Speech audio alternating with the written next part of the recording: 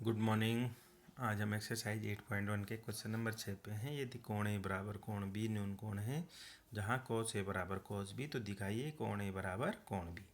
तो यहाँ हमने एक समकोण त्रिभुज लिया है कोण ए बी सी, जहाँ सी बराबर 90 अंश।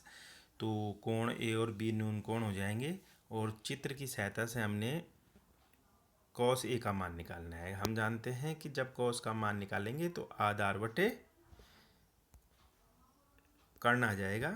तो जब हमने कोण ए त्रिभुज को ए के सापेक्ष देखा तो आधार आ जाएगा ए सी बटे ए बी, और फिर हमने कॉस बी निकाला, फिर आधार बटे कर्ण, और इस बार हमने त्रिभुज को बी के सापेक्ष देखना है तो तब आधार आ जाएगा हमारा बी सी बटे ए बी, और कॉस ए का मान आ गया ए सी बटे ए बी, कॉस बी का मान आ गया बी सी बटे ए बी। और जब हमें दिया गया है कि कॉस ए बराबर कॉस बी, तो हमने समीकरण 1 और 2 से जब इनके बाएं पक्ष बराबर हैं तो दाएं पक्ष भी बराबर होंगे, तो इससे हमने निकाल आया ए सी बटे ए बी बराबर बी सी बटे ए बी। ए बी से ए बी काट देंगे तो ए सी बराबर बी सी।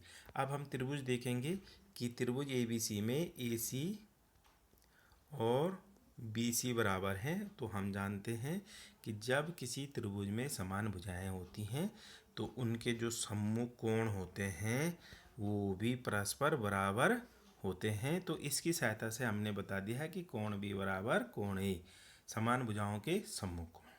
तो ये सिद्ध कर दिया हमने। इसके बाद आते हैं हम क्वेश्चन नंबर 7 पे।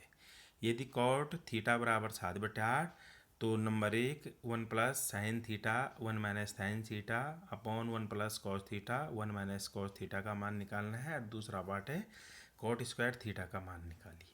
तो हम सबसे पहले जो हमने शॉर्टकट ट्रिक हम जानते हैं लाल बटेका का, वो हमने एक कोने पे लिख दी है, और उसको लिखने के बाद हमने क्या किया कि कॉट थीटा हम जानते हैं कि ये 10 का उल्टा होता है, तो ये हो जाएगा आधार बटे लंब, और आधार का मान आ जाएगा 7 और लंब का मान आ जाएगा 8। इसकी सहायता से हमने एक चित्र बनाया, और चित्र में हमने आधार लिख दिया 7 और लंब लिख दिया 8, और ये थीटा हमने ये कोण ए की जगह थीटा लिखा हुआ है। तो हम जान रहे हैं कि जो समकोण त्रिभुज ए बी सी में यदि बी का मान 90 अंश है, तो जो बड़ी भुजा का वर्ग होगा वो शेष दो अन्य भुजाओं के वर्गों के योग के बराबर आ जाएगा। तो ए सी स्क्वायर बराबर 8 का वर्ग धन 7 का वर्ग, तो ए सी स्क्वायर बराबर 64 धन 49, तो ए सी स्क्वायर बराबर 113। तो ए सी का मान आ जाएगा √113 मात्रा,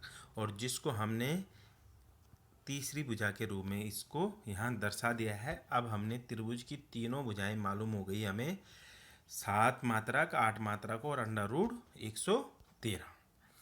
जब हमें तीनों भुजाएं मालूम हो गई तो उसकी सहायता से हम जो हमें क्वेश्चन दिया गया है इसको सॉल्व करेंगे।